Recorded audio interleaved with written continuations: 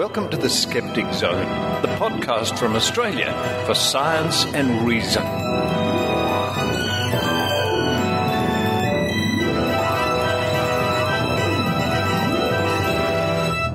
Hello and welcome to the Skeptic Zone, episode number 75 on the 26th of March 2010. Richard Saunders here with you once again. On this week's show, we have an interview with Julian Morrow from the Chasers War on Everything program, shown here on the ABC in Australia. It's conducted by Kylie Sturgis. Very funny man. He's going to discuss being at the Atheist Convention earlier this month and some of the more outrageous stunts they got up to during the filming of the Chasers War on Everything. That's followed by Dr. Rachie Reports.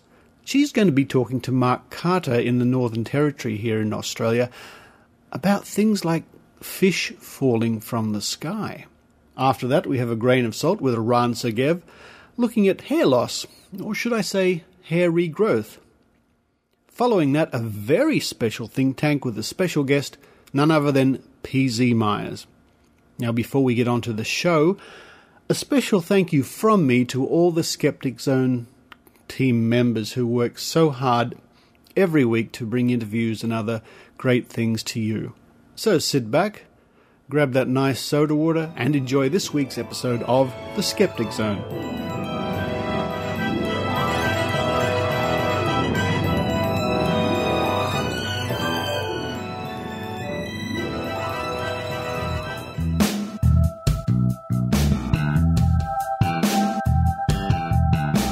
I'm Kylie Sturgis, and I'm talking to Julian Morrow. Julian Morrow is a member of The Chaser, an Australian satirical comedian group, most famous for their television programs on the ABC. The Chaser originated as a satirical newspaper, which was known to push the limits as to what it published and for enacting its mission statement, striving for mediocrity in a world of excellence. After attending the Global Atheist Convention in Melbourne, I had the opportunity to speak to Julian about his career as a comedian, his views on atheism, and of course, skepticism. Julian Morrow first started his career as a lawyer, and you might be familiar with the entry of an APEC security zone in 2007, masquerading as the motorcade of the Canadian delegation to APEC. Officials are furious about a security breach at the APEC conference in Sydney. A motorcade of vehicles got through the cordons and delivered a man dressed as Osama bin Laden to the front door of George Bush's hotel. It turns out those responsible were from a TV satire program, The Chase Report. Channel 7's Chris Reason reports.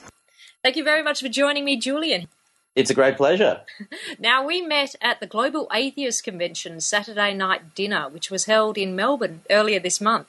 That's right, and I found out the name of the first person you kissed. Oh, no. That's going to be everywhere now, isn't it? Well, it was because of a very sceptical illusionist who managed to get you on stage without realising you were the conference convener. Yes, the fabulous Simon Taylor. He's quite a bit of a figure over there in the Victorian skeptic scene with his magical illusions and so forth. Yeah, no, he was really good. Mm. So how difficult is it to make fun of religion? Oh, well, it's not that hard. It's almost as hard as making fun of atheism. Yes, and you managed to do that quite well by posting up a large poster which made a lot of fun of the atheist bus banners that have been going around. Yeah, that's right. That was actually it was fun to play that at the convention because it was actually a piece of footage that we made for the Chasers War on Everything Series 3 but didn't broadcast. And it followed from the atheist bus ad thing that started in London. And we happened to be in London around the time because we were shooting for the War on Everything.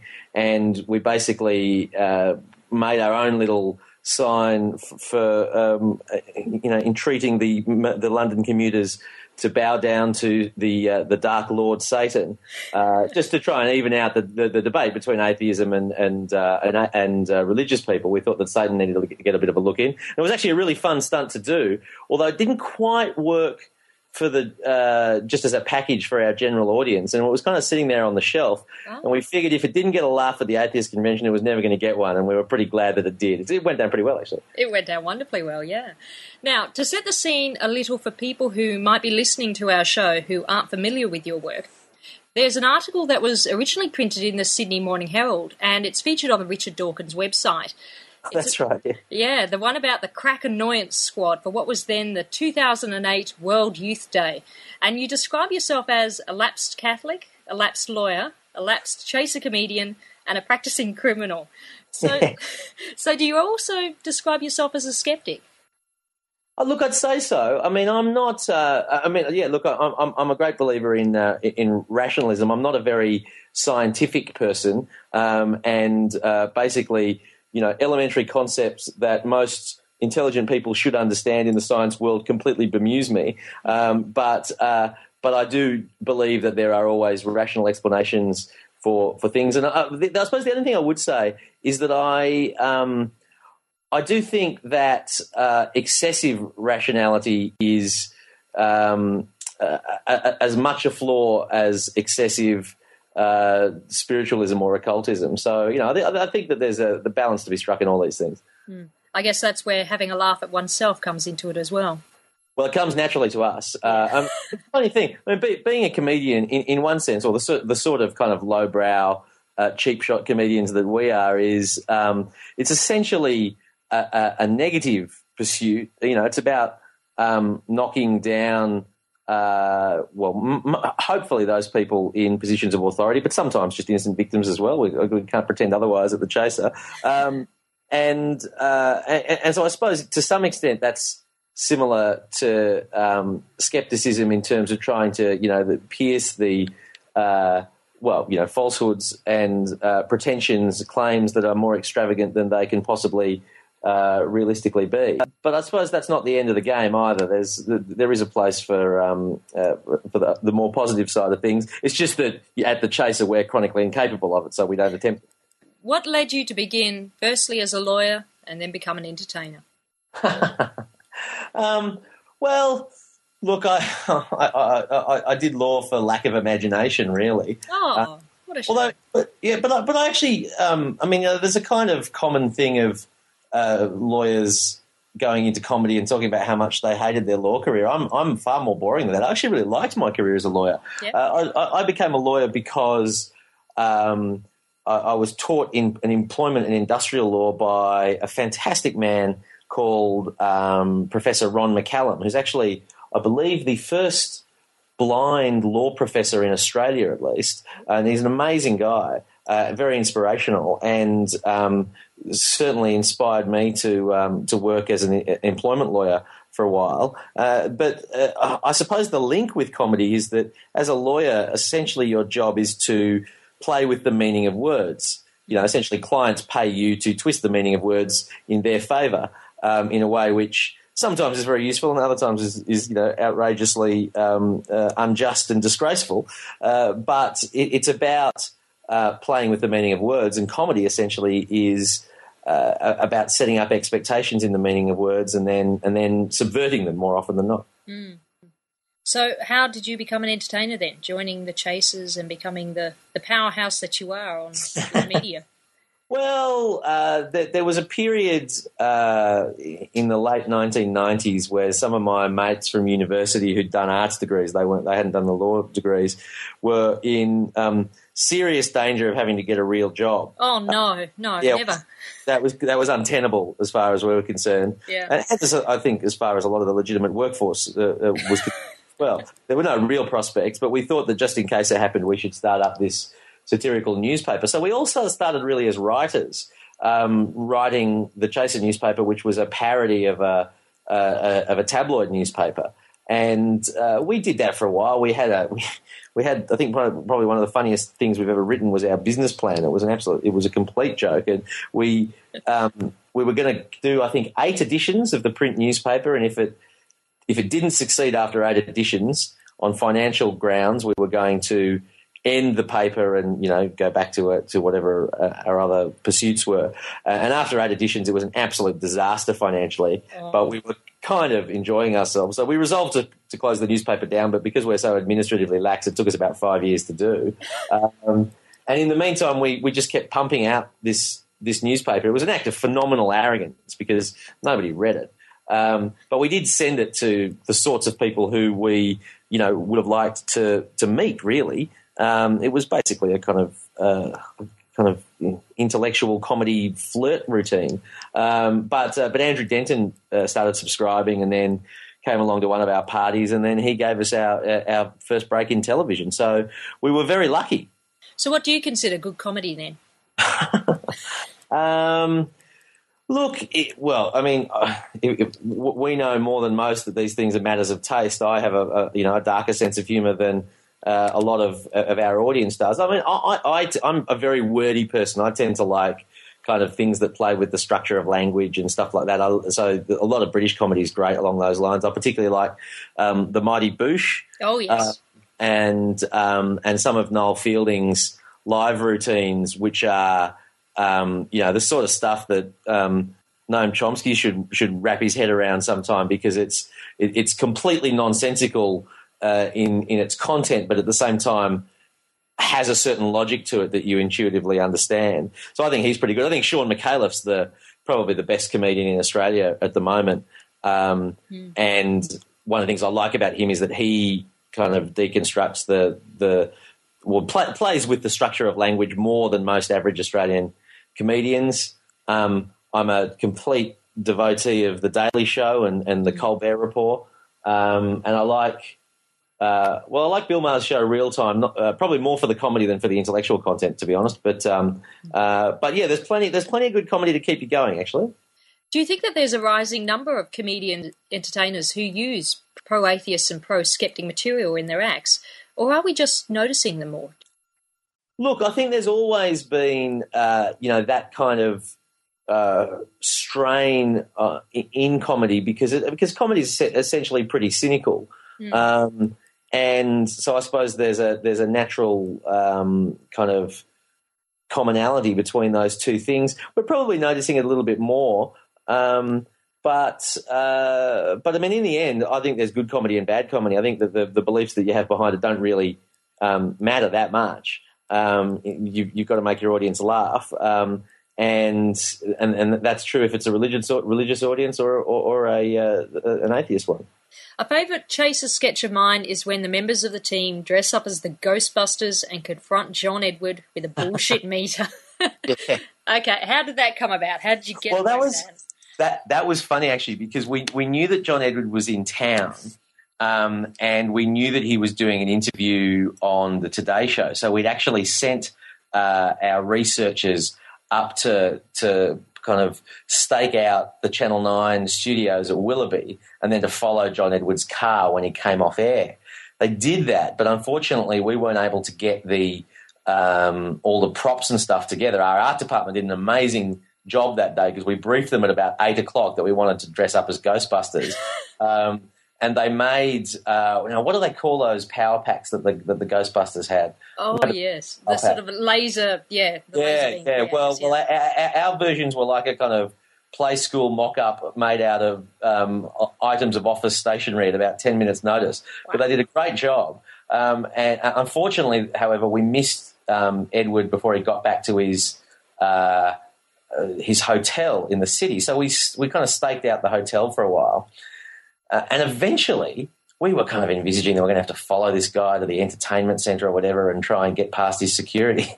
Eventually, wandered out the front door and was walking along Circular Quay, as it turned out, in his very mainstream American ways, to go down to McDonald's to try the local McDonald's cuisine. He obviously was in Australia, so he wanted to have a McOz to see what our culture was like. And so we all ran after him and were hiding around the corner waiting for him to come out of his of McDonald's. And it was really funny, actually, because we were hiding in this place and mysteriously he just started walking straight towards us. And we were completely freaked out. All our skepticism evaporated. We're like, he knows we're here. This is amazing. Why is he walking here? This guy's incredible. We were about to buy tickets to his show. And then, of course, he walked straight past us, having no idea that we were there. And then we hijacked him. We kind of felt a bit sorry for him, actually, because we heard later on from his publicist that, doing all that bollocks that he does about pretending to talk to dead people, he actually attracts quite a lot of nutters. Uh-huh. And so when we ran up to him and started behaving in a bizarre manner, I think he was slightly afraid that we might make him cross over, so to speak. So when he found out that we were just mean rationalist comedians, I think he was a bit relieved.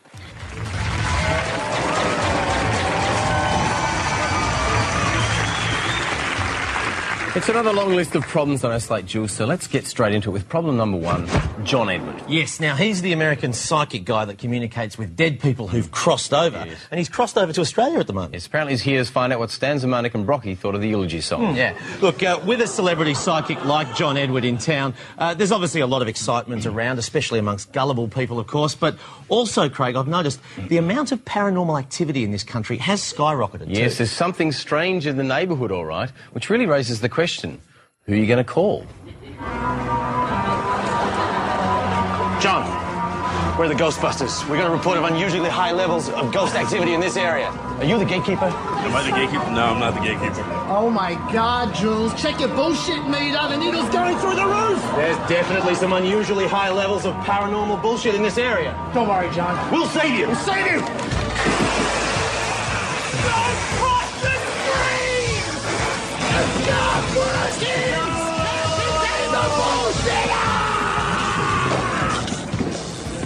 Is there any bit that you ever really wanted to do but just have not been able to get due to logistical reasons? Look, we've been pretty lucky. It's amazing how many long shots have come off over the years. The biggest one, of course, being the APEC summit, which was, well, we thought it was 1,000,000 to 1 at best, and it turned out to be a damn sight easier than we expected. There have been plenty of days where, you sit outside someone's house in the rain in some stupid costume from about 6 a.m. and then at about 11 a.m. you kind of realise that they probably aren't in the house. I did that once with what was it? The guy's name is I think Jacob Weissman, who's the guy who runs the Advanced Medical Institute. The people that offer longer lasting sex. Wow. And those kind of he has an oral solution for erectile dysfunction, which I'm a little bit sceptical about, to be honest. So I sat outside his place while I think he was away on holiday somewhere for the best part of half a day. Oh. But, that's an occupational hazard. Yeah. Have people ever written in and suggested, right, you've done John Edward, next Sylvia Brown or this person? Yeah, look, we get lots of suggestions. We were a little bit burnt by them, in fact. Early on, somebody suggested a sketch to us, which we thought was a good idea. We wrote it up and then found out that whether knowingly or not, the person had suggested a sketch to us which they'd actually seen on The Simpsons earlier on. So we were accused of plagiarism when, in fact, our crime was a slightly lesser form of lack of originality. So we do try and come up with most of the stuff ourselves, not necessarily because it's better, just because we're, rabid egomaniacs, incapable of collaborating with anyone other than the people that we happened to start working with a decade ago. So, but I suppose we do take some suggestions. Often with, say, the ad road tests that we used to do, people would see the ads on TV that they thought were well primed for a road test, and that was quite useful because obviously we didn't watch that many ads because we were working so hard. So we do take suggestions. What plans have you got for the rest of the year? Now that you've done the Global Atheist Conference, would you be interested in the Amazing Meeting Australia? Well, when's that on? That will be on in November, and that should have James Randi and a variety of other skeptical figures attending. Oh, well, look, that sounds awesome. One potential complication around that time, which is in the hands of the gods, or at least the Prime Minister, is the possibility of a federal election around that time. We haven't kind of got anything teed up yet, but we're quite interested in getting back to what I suppose was where the Chaser on television started, which was covering federal election campaigns. And the prospect of a campaign between Kevin Rudd and Tony Abbott seems, well, it practically satirises itself, but we figure we might give it a bit of a nudge along at some point. So, but yeah, no, Amazing in November sounds good. If not, we're looking forward, after what Richard Dawkins said, to maybe some sort of intergalactic atheist convention sometime soon, which we'll be more than happily willing to make ourselves available for. Great. Okay. Well, look, I'll have a look, and we enjoyed it. Are you going to do another atheist convention? I sincerely hope so. I don't know if I'll get to be the MC again, because I imagine if it gets even bigger and better and huger and wider and broader for 2012, they might choose somebody else. But I'd love to be able to do more on the research that I'm doing. By the time it comes around, maybe I'll be doing my PhD on paranormal beliefs. So yeah. Yeah, right. Well, look, I think you guys did a great job, and if you've been involved in starting it, you should hang on to that podium as long as you can, I reckon. One of the things I did think, like if it's done another time, I think even if it's from a marketing perspective, that you could enhance the program a little bit by kind of engaging the other side of the brain a bit more. I don't even know if that brain, left and right side stuff, I have a vague recollection that it's not as clear as people say, but you know what I mean? Kind of, I'm sure we agree that, I mean, it is just true that not believing in God doesn't prevent you from any of the kind of wonder in both the human world or appreciation of the arts or any of that sort of stuff. And I reckon hearing from kind of wistful, artistic atheists would be, a nice way of kind of enriching the picture of atheism, at some future convention as well. This is something that we try to do all the time with our podcast. But I bet you there are kind of, I mean, I don't know whether, say, someone like Tim Winton or, I mean, I know Les Murray's religious, but I bet you there would be very kind of, really arty types who are also completely atheistic. And Tim Minchin, for example. Yeah, exactly. Yeah. I bet you Christos Tsiolkas is an atheist. And some of those, getting some of those pods along would probably be a good thing as well. But anyway, look, congratulations on it. Must have been a massive thing to have to pull off. So you did. Oh, it was great. Yeah, really good crew. The backstage crew was so incredibly on the ball the whole time, and yeah, it was just wonderful. Thank you very much, Julian. It's a pleasure, Carly. You can check out the official Chaser website at www.chaser.com.au.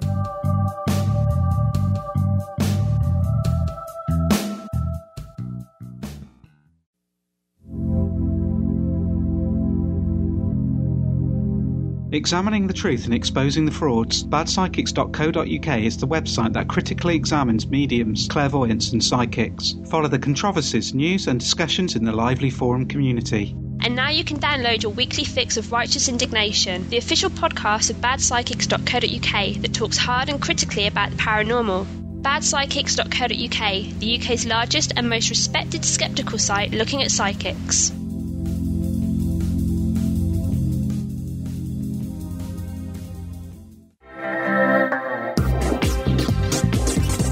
Now it's time for Dr. Rachie Reports with Dr. Rachael Dunlop.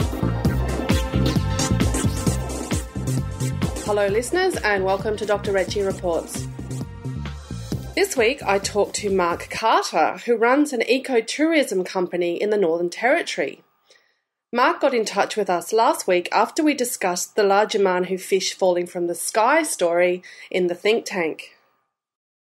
Here I talked to Mark about this story and also some of the other unique wildlife that survives in the extreme conditions of the Northern Territory.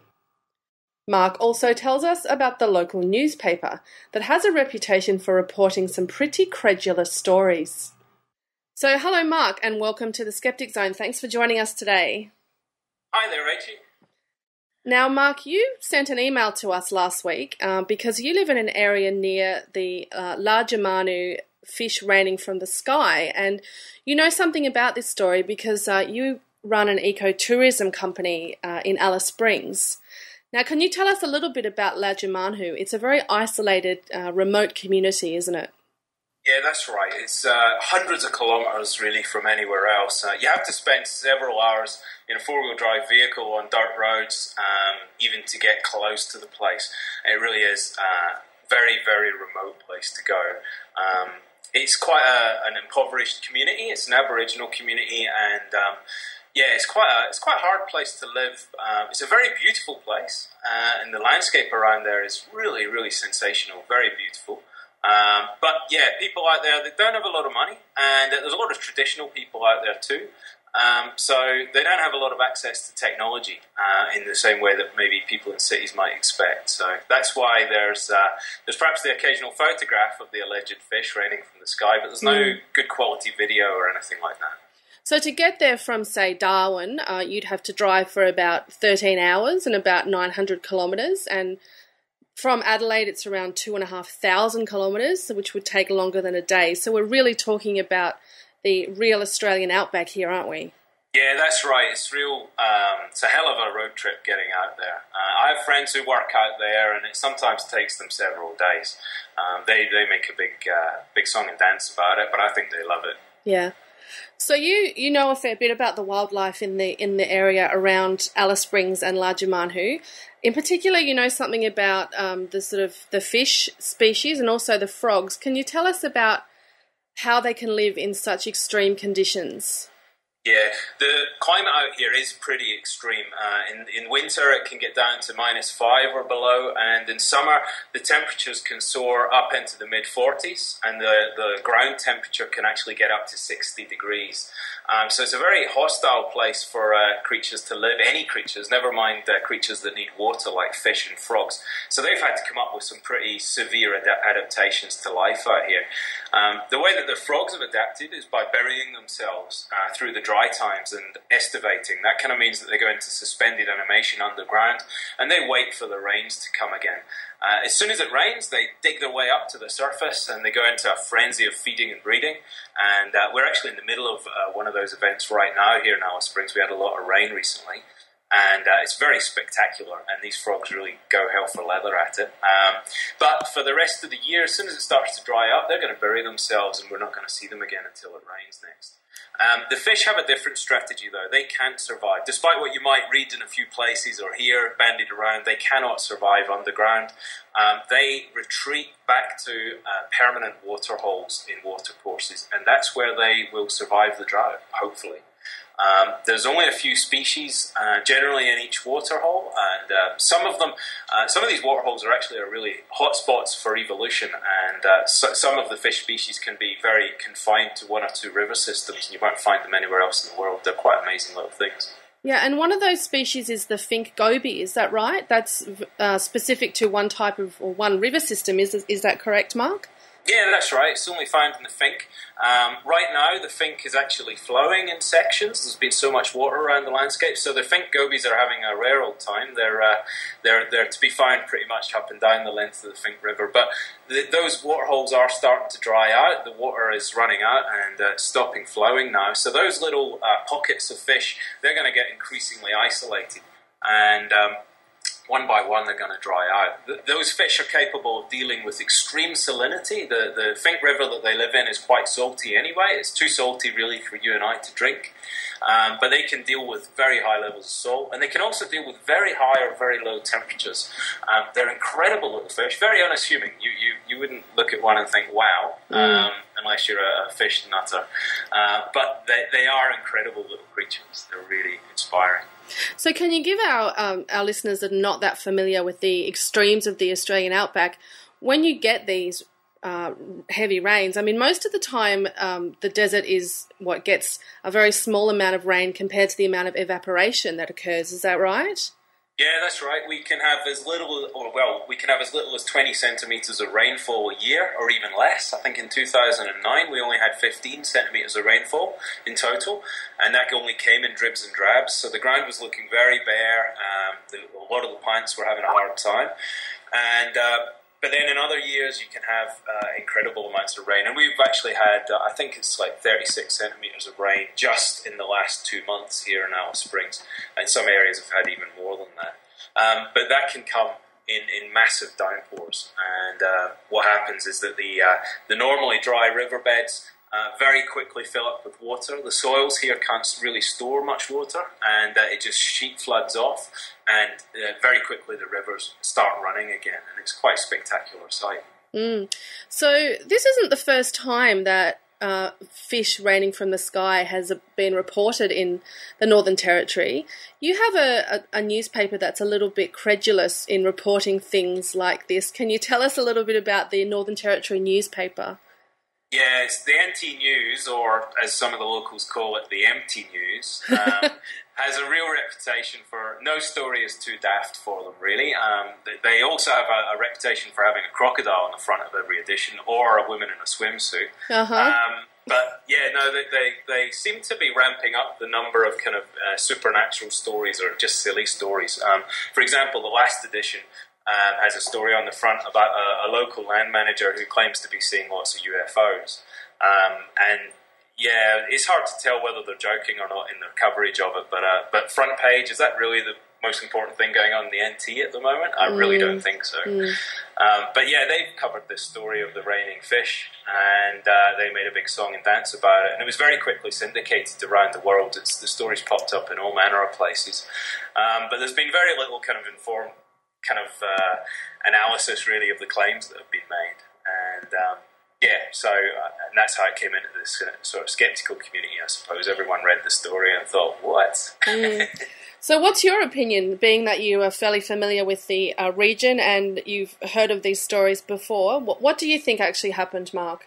Yeah, I think there's two possibilities here. One is that actually it's possible that the rains caused some fish from a waterhole to be able to travel further than they normally would.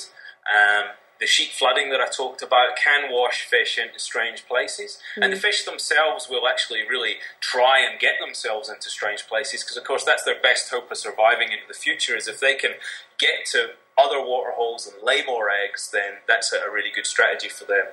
So they are quite adventurous, these little fish.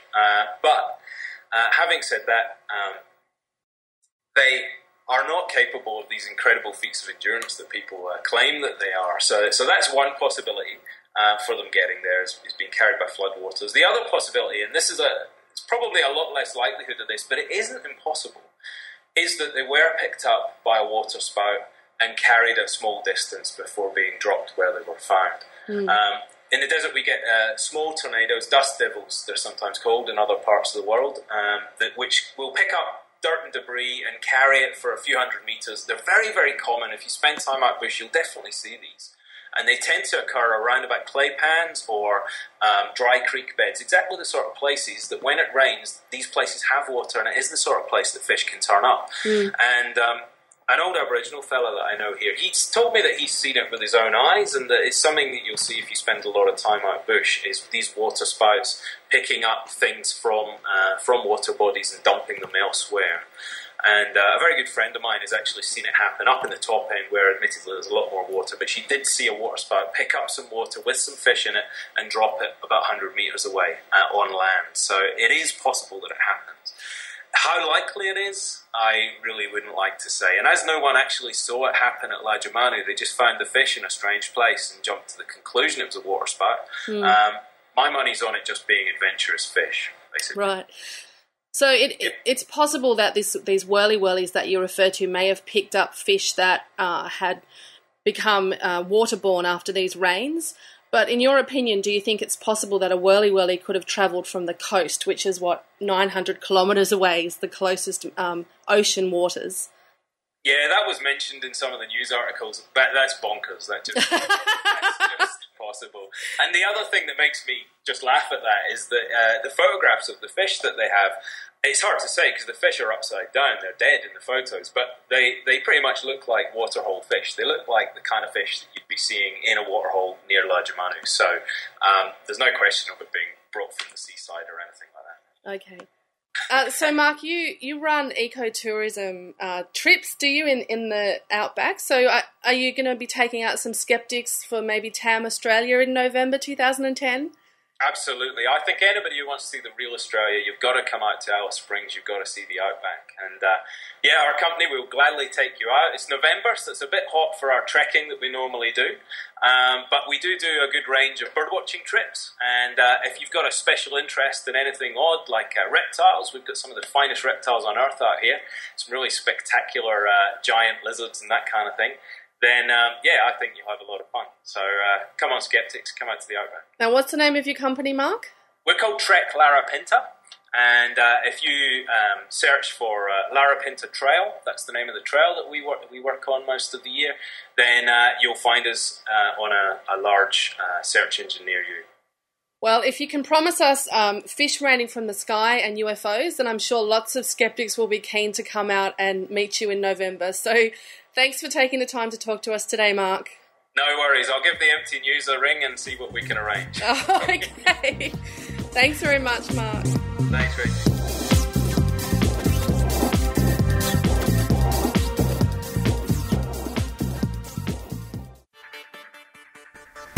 Want to know how to live skeptically and still have friends? Well, so do I. Join me for Actually Speaking, a new podcast that explores the human side of skepticism. We'll set the science aside and discuss familiar skeptical topics from an interpersonal perspective. Along the way, we'll highlight specific social and communication skills needed to promote critical thinking. Scientific facts are only part of the equation. Let's take an extra step and learn how to share that knowledge effectively. Actually Speaking, a podcast that explores the human side of skepticism, critical thinking, and the skills we need to make it through the day. Visit actuallyspeaking.com to learn more. Grain of salt. Grain of salt. Grain of salt. Let's all take this with a grain of salt. Here's Eran Segev. Grain of salt now. Grain of salt. You gotta take it with a... Hello, this is Eran Segev taking life with a grain of salt. The topic of my talk today would usually be tackled by Dr. Rachie. Unfortunately, Dr. Rachie shows no interest in this specific type of scientific claim. Perhaps the fact that she is a woman has something to do with this. I'm referring to claims about treating male pattern balding. In particular, I will investigate the claims of one company peddling such treatments, which has been running TV ads in Australia over the past year. Before I discuss treatments, it is worth giving some facts regarding hair loss in general and hereditary hair loss in particular. The human skin, male and female, is covered with hair. The only parts of the body that do not have hair are the feet and palms, the lips, and parts of the genitalia. Hair is produced in follicles that produce hair for as long as they are alive, which very often is as long as the person lives. But they do so in bursts, stopping hair production from time to time. When a follicle stops producing hair for a while, the hair from that follicle falls out. This is called the catagen phase. For most of the rest of the time, the hair follicle is in the anagen phase, during which the hair actively grows. The length of the anagen phase determines the maximum length of the hair possible from a follicle. The anagen phase for a typical scalp follicle is measured in years, whereas for shorter hairs such as eyelashes and the hair on arms and legs, it is measured in days and weeks. There are multiple types of follicles producing hair of varying thicknesses, colors, and other properties. For most humans, the majority of their hair is short and thin, and often light-colored or semi-translucent, making it appear as if we are naked of hair, hence the term naked ape. But in fact, humans have no less hair than other apes. Hair production, however, is not fixed. It is heavily affected by hormonal changes, chemical changes in our bodies, and other environmental factors. One example of this we all know is that the same follicle that produced short, fine hair on the face of a boy starts producing long, coarse hair once puberty hits. Body hair also varies widely between ethnic groups, and the attitude to body hair varies between cultures and even subcultures. The only hair about which there seems to be widespread agreement that it is desirable is the hair on our heads.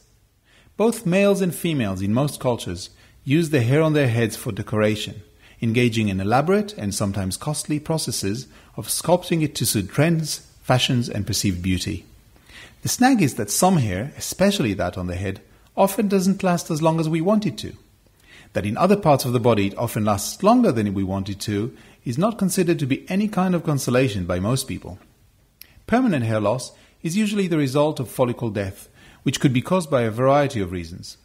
Many hair follicles die as the body ages, and elderly people, both male and female, tend to have less hair, both on their heads and on their bodies. In order to combat hair loss, the reasons for the hair loss need to be detected and understood. Simply strengthening the follicles, if that even means anything, is unlikely to be effective, as such generalist approach is unlikely to protect the follicles against the specific cause of failure or death.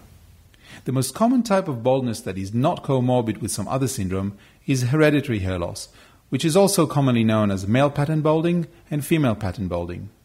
To the best of current scientific knowledge, hereditary hair loss occurs due to the accumulation in the top of the scalp of dihydrotestosterone, also known as DHT. DHT causes follicles to shrink until they stop producing hair. It is a metabolite of testosterone, which explains why hereditary hair loss is more pronounced in men. If a drug to treat this type of hair loss is found, it would be very big business indeed, as it would generally be expected to be taken for as long as the patient cares to keep their hair. A permanent cure is unlikely if our understanding of the causes of hereditary hair loss is correct. Despite the huge incentive, to date only 2 drugs have been approved for treatment of hereditary hair loss. Minoxidil, marketed under the brand name Regain, is approved for both men and women. Finasteride, marketed under the brand name Propecia, is approved for men only. Minoxidil is applied topically to the scalp, and it is believed that it works by improving blood flow to the follicles and therefore delaying follicle death and promoting hair growth. Finasteride is taken orally and combats the accumulation of DHT in the scalp. So far, we've discussed the science. Now let's talk business. Ads promoting treatments for hereditary hair loss are very common. Also common are the claims that they are clinically proven or scientifically tested, or other such words often used to suggest that some treatment modality has passed proper clinical trials. Very often, they promote a combination of chemicals and some sort of laser or other light treatment. I decided to dig a little deeper regarding the claims of one such company named Leimo, L-E-I-M-O, which sells an alleged treatment comprising some chemicals and a laser instrument to be used on the scalp.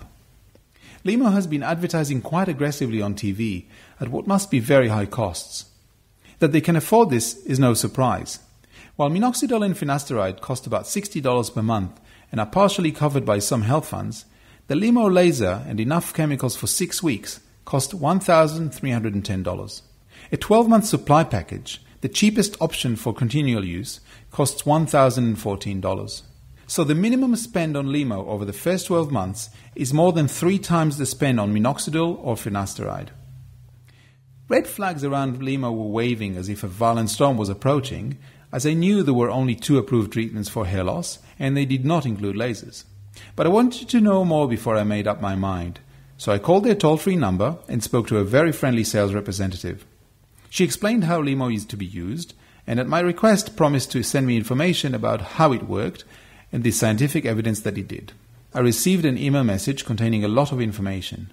It started with an accurate description of the cause of hereditary hair loss, which I found very encouraging. The next paragraph said the following.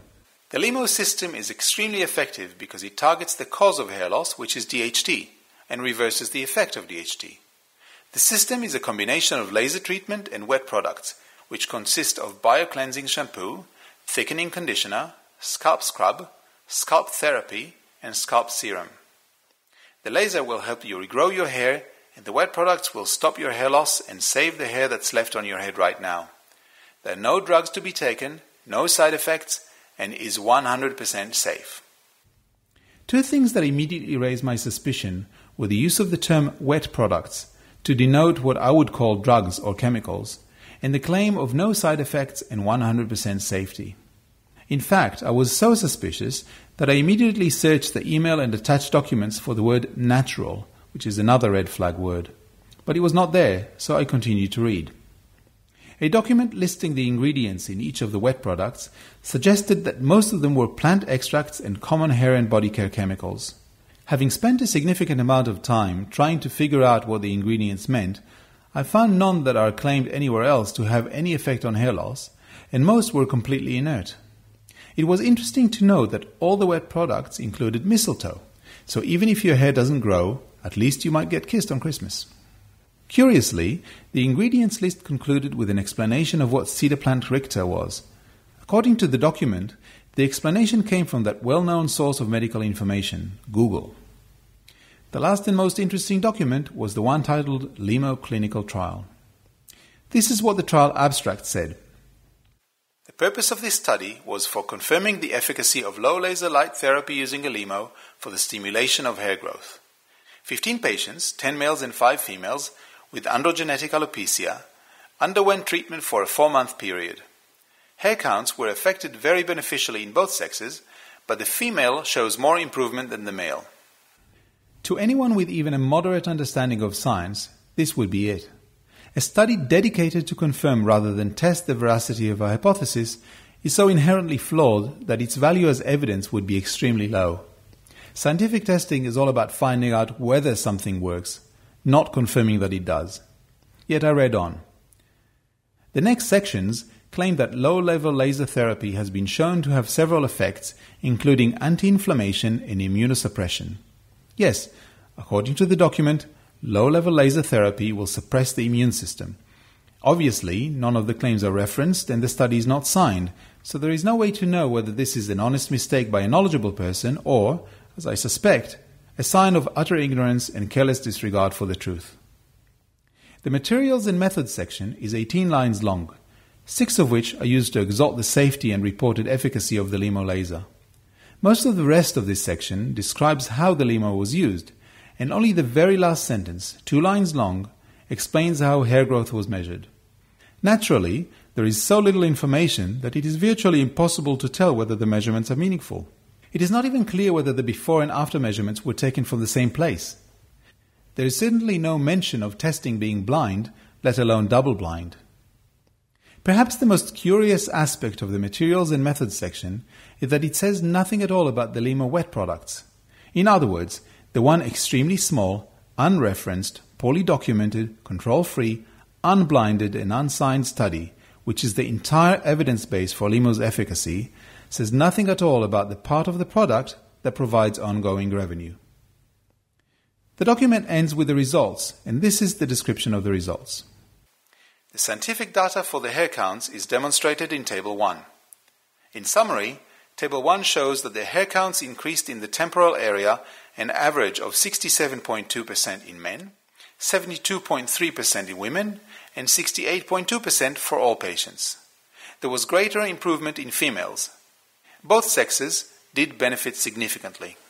In addition, there can be improvement of scalp dryness and flakiness in all patients. There may also be an increase in hair shaft diameter, along with an increased number of total hair follicles. Overall, almost all patients felt that their hair and scalp felt healthier and fuller after using the LEMO. The document ends with before and after photos, most of which clearly show longer hair in the after shot. Not more hair, just longer hair. From a scientific perspective, I'd have to say that the study LEMO sent me falls well short of providing evidence of efficacy for its products. Based on available information, purchasing and using LEMO could very well turn out to be an expensive exercise in wishful thinking, and I would advise anyone contemplating taking out the credit card to take the claims LEMO makes with a grain of salt. Postscript.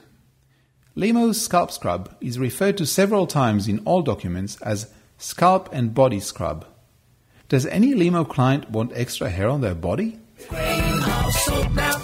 Grain of salt, you gotta take it with a...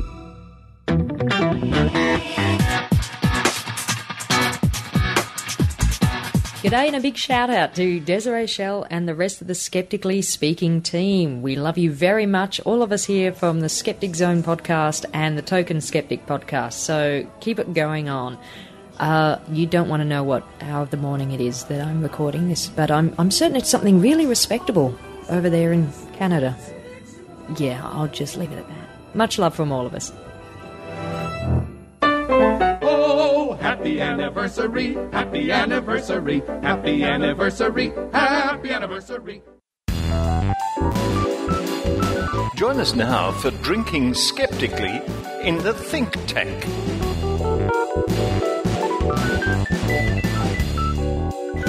Hello, Eran. Hello, Rachel. How are you today? Very good. Now, we're with a very special guest today at Canberra Skeptics in the Pub.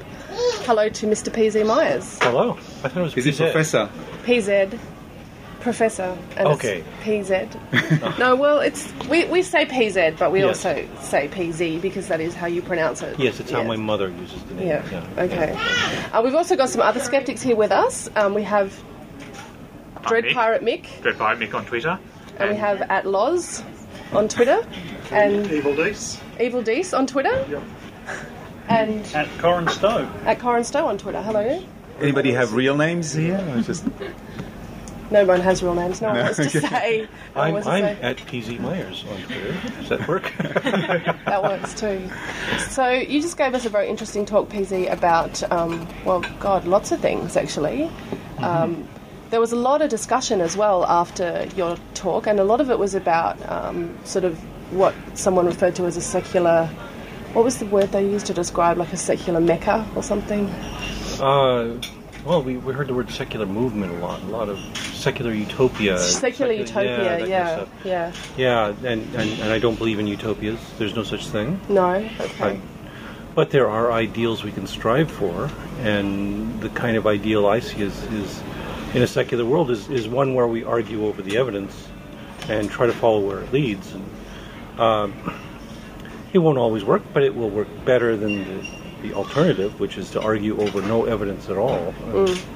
Who knows where that will go? Can I just say something before you go on? Yes. What you're saying is incredibly interesting, but you just mentioned something about arguing the evidence over, or arguing for the evidence. You helped me win the Shorty Awards recently. and thank you very much for all the hard you're work welcome. you did. Yes. But I just, when you said evidence, it just made me think of Joseph McCullough and Mike Adams, actually. The evidence-free. Yeah, evidence-free zone. Yes. Exactly, Yeah. Actually, can I tell you a little anecdote, PC? Sure. I also asked Tim Minchin to help me out with the shorties. And the thing that I noticed when you blogged about it and when you tweeted it, I would open up my email every morning and I would have pages and pages and pages of notifications for so-and-so's now following you on Twitter. And that's when, of course, I took over from McCullough. Uh-huh. And then I asked Tim Minchin to help me out, and he has 56,000 fans, I think, on Twitter, and I got a total of 9 votes out of that. So you're more popular in the skeptical movement. Tim Minchin is a wimp. How do you train your fans so well? That's what I want to know. Oh, they're not fans, they're minions. That's the difference. Oh, I see. Minchin has fans, I have slaves and minions. And yeah. That apparently do whatever you ask them to, but to a degree, obviously. No, but I think one difference might be is that people follow Tim Minchin for the humor and the music, and I have people who are extremely fanatically, rabidly dedicated to the scientific method and evidence. And, isn't that a bit of a contradiction in terms, though, and rabidly dedicated to... No, because that's something else we talked about in the discussions here, wasn't it? Is that I was standing at the back. I couldn't very well, so. We had several people talking about how atheists have this reputation as being cold and distant and calculating, and they don't connect in a human way and so forth. But of course we do. I mean, we're human, and I think it's great that people love the scientific method. It's a much better God than an imaginary guy in the sky. You know, so don't get me wrong, of course. Oh, yeah. I definitely agree. Just that I would hope that something that is rational, it just somehow seems to me there's a bit of a contradiction between being rabidly devoted to something. No. That's the problem. Is so many people think that rational is something entirely different from emotional, and I think rational and emotional go together just beautifully. Okay. Yes, like butter and Vegemite or something, whatever you guys like. I wasn't born here. I can't. Okay. Yeah, I don't eat that stuff. It's an alien concept to me. Too. But no, these are concepts that work together very, very well, and I think that what we want as human beings is for a rational movement that doesn't deny the fact that, you know, we love, we care, we're passionate, we have emotions and feelings, and there's things we dearly love, and I would just like to feel free to say, well, science is one of those things I really love. Well, I say it all the time. Yeah. So. I think a flip side of that too is that perhaps people wouldn't be so passionate about getting behind science if it was just obviously accepted that it works. Mm-hmm. But because it gets attacked by people who think they've got evidence, they've got their evidence, it's just very bad. because the scientific method gets attacked, I think those of us who think it does work, I think we do get passionate about getting behind it and defending it because it does work. We've seen it. I agree. It means so much to our life. There's always this backlash effect, and that if you attack something, people will defend it more passionately. But I think there's more to it than that, because people who are into science appreciate the fact that we see so much more with science, that it's a very human thing to recognize that we are little beings on a small planet and a little speck in the galaxy and all this kind of thing, and there are things that are greater than us. There was, sorry. Oh, and I was just going to say that science is the way that shows us those things that are greater than us. And religion doesn't. Religion makes up fairy tales about what's greater than us. And it's so fake and phony, and it's annoying. Why do you get excited about God when you can get excited about, the planet Saturn or Hawk's genes or something that's really marvelous and powerful? There was 365 Days of Astronomy episode that I heard on the way down here, that they did a survey of the people who contributed to Galaxy Zoo, which is where basically public science. It's they asked people to categorize galaxies. So people would download images of galaxies and they would have to categorize them as rotating clockwise or counterclockwise, and they categorize the colors and all kinds of things like that. And hundreds of thousands of people signed up, and 10,000 people actually responded to a survey that they did about why they decided to sign up. And a lot of the responses were around the vastness of the universe and our place in it, and about the overwhelming feeling that they have about the universe. But quite a significant proportion did it because they liked the idea of being part of the scientific exploration. And some of them actually like the idea of perhaps they'll be the first to see something, the first to find something.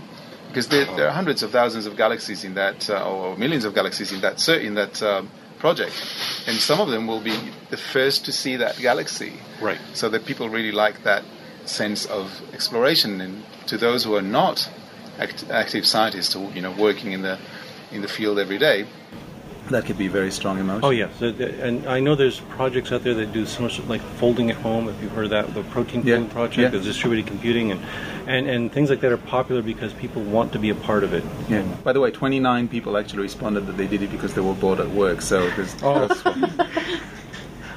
they're honest realists. Okay.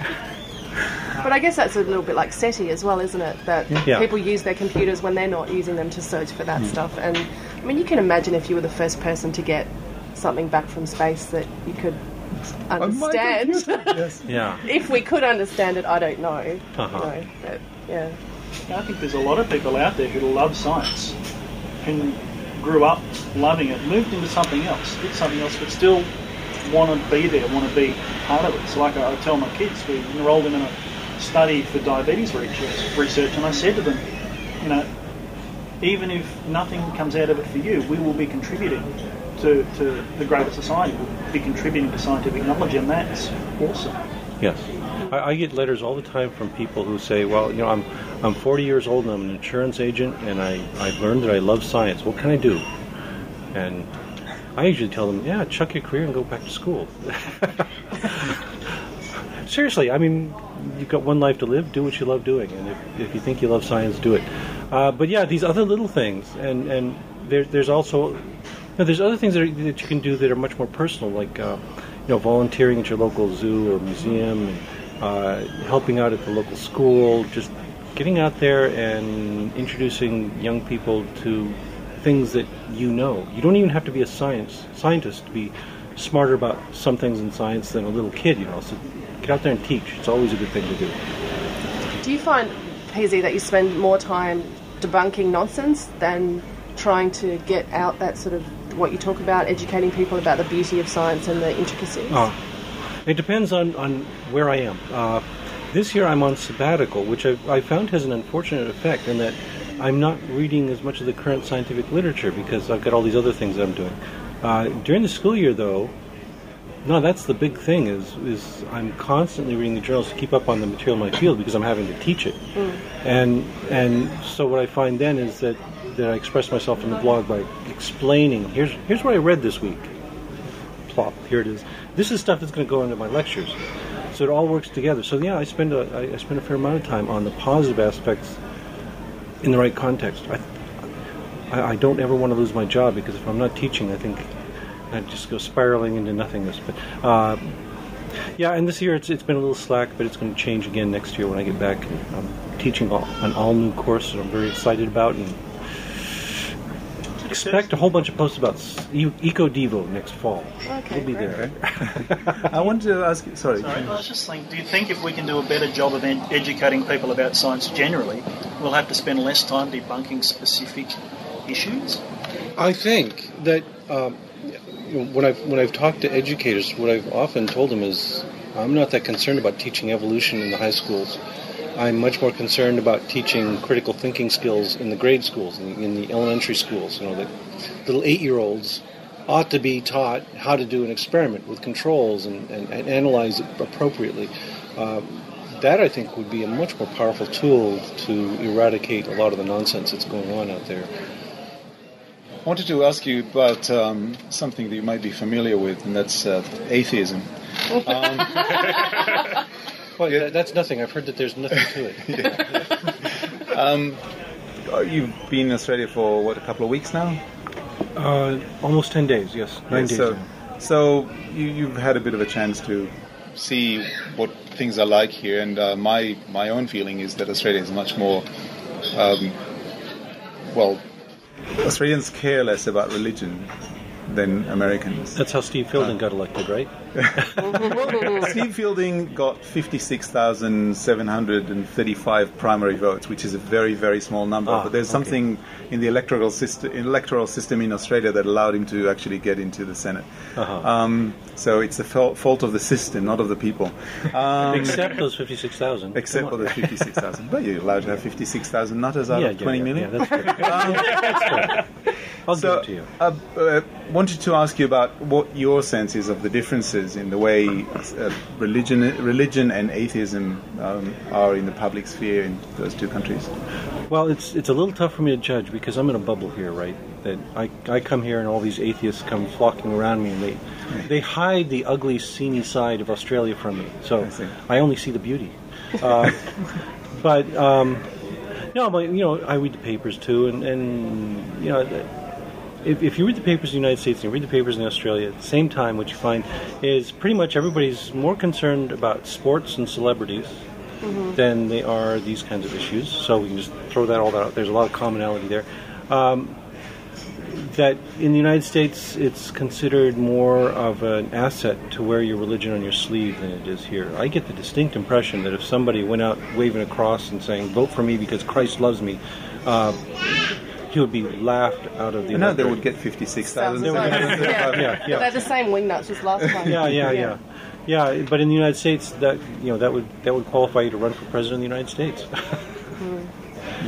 So there is a difference in attitude. That we actually had an atheist prime minister, declared atheist prime minister many years ago, Bob Hawke. But we can't imagine that.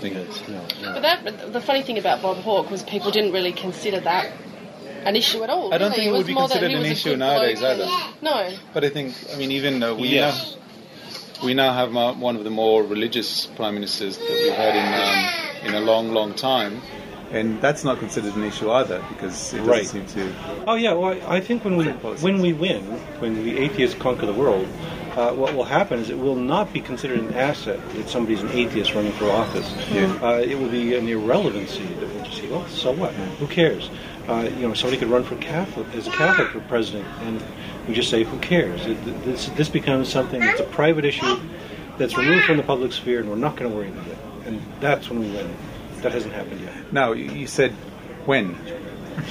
Yeah, you didn't say if. You said when. So do you really think that's going to happen? Barring catastrophe, I hear the world's going to end in 2012, which December 21st. Yeah. That's 8 days before my birthday. I'm not allowing that. I'm so sorry. It can happen on the 30th. You know what you have to do is you have to say that year you have to celebrate your birthday early. That's a good idea. And then when the world doesn't end, you celebrate again. You cannot lose. So aside from something like that happening, I think the trends are going in the right direction. Even in the crazy old United States, there are so many outspoken atheists. It's becoming so much more acceptable that, I think if I have a reasonable lifespan and all that kind of good stuff, I'll see it happen. What did you think of? Have you had a chance to look at much of the coverage from the Atheist Convention, PZ? There was quite a lot of bad coverage, actually, wasn't there? I actually posted a few things about it. It was really awful. What did you think about that? I was surprised that the one good article that reviewed it, impartially and said nice things about it was in the Australian, which I understand is Rupert Murdoch's paper. Yeah, that's right. So it's generally considered a right-wing paper. Yes, and they actually said, they didn't come out and endorse atheism. They just came out and said, it was a pretty good meeting and people got along well. It was a good time. No, the ABC and the Age and all these others I read. That doesn't show up on it. I'm giving a thumbs down. Thumbs down, yes. And they were just awful. But you didn't did you read Andrew Bolt? No, I haven't. I don't know if I want to. No, you don't want to? You definitely do not want to. Yeah, it's a good example of how believers actually take a really sort of extreme view and then don't listen to the evidence and don't change their position when they're deemed to be wrong. Andrew Bolt is an example of a right-wing extremist that anything that is a right-wing extreme view he will adopt regardless of anything. Yes. So it's religion, it's climate change skepticism. He's not actually a creationist, surprisingly, but I would have expected him to pick that up too. But the overall theme is like, if it's right-wing extremist view, yes. Well, he picked up on the Nazi Dawkins thing, which you probably heard, I imagine. And I just knew when I heard Richard say that was going to happen. Yeah. But I'm still glad he said it. Bolt is one of those people who will not be on my reading list in the future. Don't worry. I've added Catherine Devaney to my little list of people I should read more of. No, otherwise. I thought what was interesting about the ABC coverage too was they often get accused of being too left-wing, and so I think they, in an attempt to find balance, they actually do too much false balance. Yes. Or I know that Radio National sent in about 6 or 7 Christian people to basically criticise and write bad things about the conference, but I don't think they sent in 6 atheists to do the same thing. They try to compensate for being accused of left-wing by going right to the other side. But that's so typical. I must say, though, that there were quite critical articles about the, what was it called? The Parliament of World Religions, or what was it called? Yeah. A couple of months ago, I think it was, in Melbourne, government funded, unlike the Atheist Convention. There was a Parliament of World Religions or something like that, and they had representatives of the various religions. And I felt that was covered fairly critically as well. So perhaps it's just the overall attitude of criticizing a conference around something to do with religion. Well, yeah, and also it's because, you made the distinction of left-wing and right-wing. Those don't matter for atheism. That there are right-wing atheists and left-wing atheists. And often what I found is I can't stand either of them when it comes to religion. That they are all sucking up to religion. And if they're not sucking up to religion, they're sucking up to New Age nonsense. In the U.S., for instance, a big website that's really popular among the left wing is the Huffington Post, and you know this. I know the Huffington Post. I mean, it's a hotbed of wackaloonery. And conspiracy theories. Yes, it's awful. Yeah. And there's all this New Age stuff, Mercola and all these Jenny quacks. McCarthy. Well, they don't even pay lip service to journalistic standards, so you can do whatever you want. So it's a weird thing because science and atheism do not have a friend on the left or the right. We're kind of going it alone. Ideally, we would be building a political coalition that a rationalist party or something. But I just don't see that happening in the near future. But somewhere down the road, it would be great to have something like that. Well, we had an atheist secular party standing for the state elections in New South Wales. Secular's okay. I would actually oppose the idea of something like an atheist party because I want it to be religion blind. It just, you can be a Lutheran and run for office in the framework of this party as long as you're willing to say, yeah, we should make our decisions in politics and science on the basis of the available evidence, and we should arrive at it logically and reasonably and try as hard as we can to overcome our biases. I don't care. You know, if the Pope did that, I would say, good for him. Somehow, I'm not optimistic. Yeah, I don't quite imagine. Can you tell us a little bit about your book before we go, PZ, please? Well, sure. I'm writing a book. I'm late. I'm going to be later. I'm feeling really awful, but I had to come to Australia, and it's another atheist book, among the many. We're kind of positioning it as I'm the Richard Dawkins with a sense of humor. Okay. Which unfortunately makes it really hard to write, because if you sit down and say, well, today I'm going to be funny, it just doesn't fly. But I'm struggling with it a little bit, but we'll get it out there. And I think the plan is to get it out sometime this summer. They specifically told me they didn't think it would sell well as a Christmas book. Oh, really? Yeah. Does it have a title already, a working title of some sort? It's kind of working title I absolutely hate. Do I have to say it? No, you don't. You don't have to do anything. I'm free. Yes. But the working title right now is The Happy Atheist. Okay. I think most atheists are happy. Yes, we are. It's kind of, I'd rather be the disgruntled atheist, the cranky atheist. Something, but we'll work it out. I'll come up with something better. Okay. When my publisher reads the first drafts that I'll be sending to him this week, he'll probably say, "Wait a minute, that's not just happy. That's awfully vicious." So you said you might be doing a book tour sometime, PZ? We might see you back in Australia, hopefully. I'm dreaming, okay? This is my fantasy, is that the book sells well. Yeah. And so the publisher says, you get to go on a book tour of the entire universe. and then they pay to send me around the world. And your worry starts when they decide to send you to Alpha Centauri, because, a round trip is a bit of a long way. Yeah, but if we reach the speed of light, you see, I'll go there and I'll come back, and all you guys will be in the grave, and I'll still be dancing. So well, thanks for talking to us today, PZ. My pleasure. Thank you very much.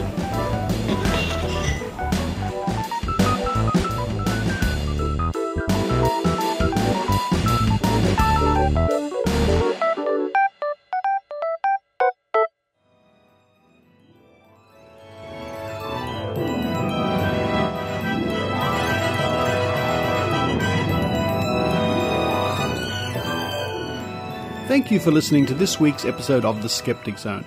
I certainly hope you enjoyed it, and as ever, I really hope that the show does keep you company on those lonely long walks or whatever you're doing. Until our next show, this is Richard Saunders signing off from Sydney, Australia. You've been listening to The Skeptic Zone. Visit our website at www.skepticzone.tv for comments, contacts, and extra video reports. The Skeptic Zone.